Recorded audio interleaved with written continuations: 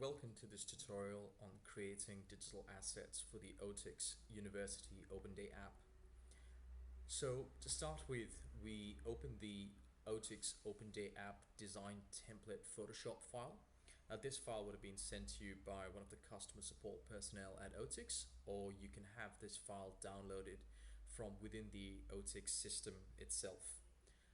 So to begin with, when we open this file, we notice that there's a number of different Photoshop layers available to us. We got iOS and Android because there's two types of mobile phones for which we can create the mobile app. To start with, I'm going to show you how to edit and create your design templates for the iOS version, and it's quite similar for the Android version as well. Now the main layer that we're going to be working with here is the highest resolution Apple version, which is the 6 Plus, and all you need to do is edit and create your assets within this layer or this smart object, and the setup of the file will create the remaining assets for us. So to start with, we're going to double click that layer, and we see that it opens up a smart object with multiple layers in there. Now each of the layers represents a digital asset that we're going to create and export, and this is what we're going to use to actually create the University Open Day app. So there's a number of different layers over here, starting from the home screen, splash screen, and 4 walkthroughs. Each of the walkthroughs represent a piece of information which is critical for the user to understand in order to be able to utilize the app. Now it's more about just information and what the student can do within the app. So the first walkthrough talks about them being able to access the saved schedules from the web, or they can actually create their schedule within the app. The second walkthrough talks about being able to log in with the email and password that they've created on the web. Alternatively, they can actually create a new account within the app itself. The third walkthrough screen is simply about allowing them to choose the campus that they're planning to attend, especially if your Open Day has multiple campuses. And finally, the fourth walkthrough is simply a continue screen, which presents the logo and a bit of information that you want to convey to the students before they register. The process of updating and creating the asset is exactly the same for all of these different assets. So I'm going to show you how to create the home page background, and effectively you just need to replicate the same process for each of the other screens. So when we open the home screen background layer, we see that there are 3 sub-layers. There's logo, which is the logo of a university. There's a piece of text which can sit underneath the logo. This is not required. You can simply turn it off if you don't want it. And finally, there's the background. So we're going to start by adding a background image to our home page. Now the home screen or the home page is the main page which the visitor would see after they've logged in, and it would give them access to the different sections, the different menu items within the app itself. So to start with, we simply double click the smart object again, and it'll open up that smart object. Now these layers are simply here for reference, and you can turn them off after you add your background. So to add a background, we go to File, Place Embedded, and then you choose a background image from your computer which you want to use as a background. I'm just going to resize it and position it. Now because this is actually a background to the app, you don't want it to be too busy, so a simple image is best. But once the background image has been placed, you can turn off the other 2 layers, and we're going to save the smart object. And when the smart object is saved and you close it and you go back to the smart object we were working with previously, you'll see that it has dropped the background image in there, and it's applied a filter to it as well. So the reason the filter is there is so that any text that sits on top of it is more visible. Now obviously, being Photoshop, you can add any effects, so you can add any filters that you want on top of this background image. You can add a blur if you want, if it's too sharp. Any of that can be done at this point.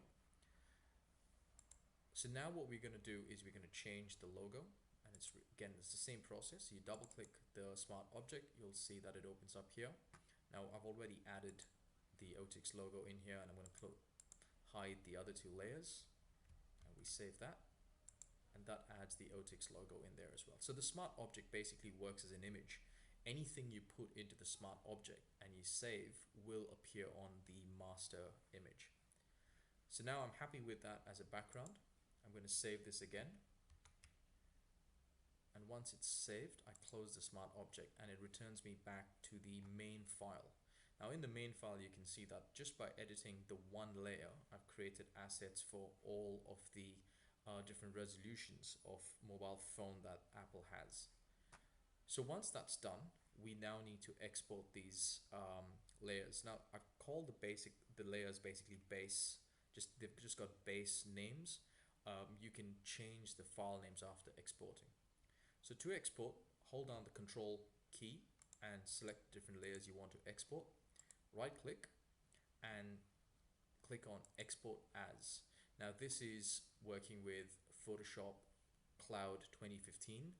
The process of exporting out the layers may differ depending upon which version of Photoshop you're using currently. So once you've got the files open in the exporter, make sure that you've selected the format as JPG, because that reduces the file size and makes the app smaller and easier to download. And then all you need to do is hit the Export All button, choose a folder that you want to save your files in, and just hit the Export button. Now once that's done, you will see that the asset has been exported. Now all you need to do is you need to just change the file name of that asset and call it home screen.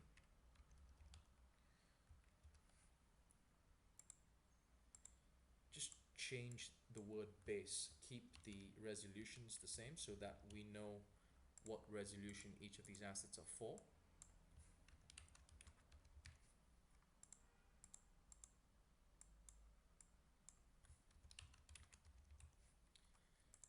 And that's it. You're done. You've created your assets for the home screen. Now simply replicate that process for the other screens. Again, double click, hide and open the new layer, and then follow the process again for the splash screen. Now the splash screen is the first screen that loads up when a user opens up the app. It's pretty quick on most modern phones, so it's only visible for a few seconds before it disappears. Again, just double click on it, select place embedded, choose the background image that you want, place it, save the smart object, and save the smart object again. And now when you go back, your splash screen is ready to go. Follow the same process. We're going to export these again. Yep, they check their JPG, 80% quality. Export, and you can send it to the same folder. Now once it's in the folder, again we update the file names, and we are only going to change the word base.